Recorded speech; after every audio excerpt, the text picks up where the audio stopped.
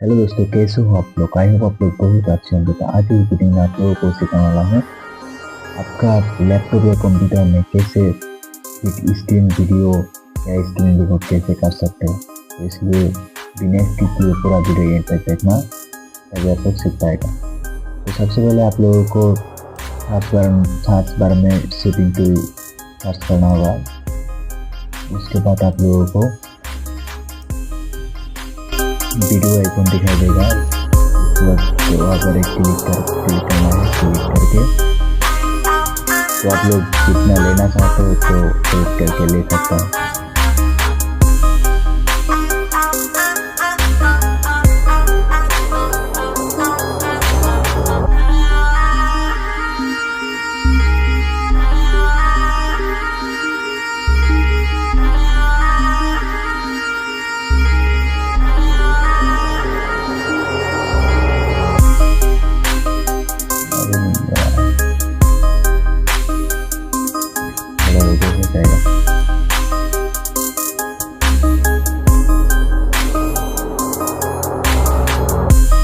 तो देख सकते हो रिकॉर्डिंग आइकन शो कर रहा है।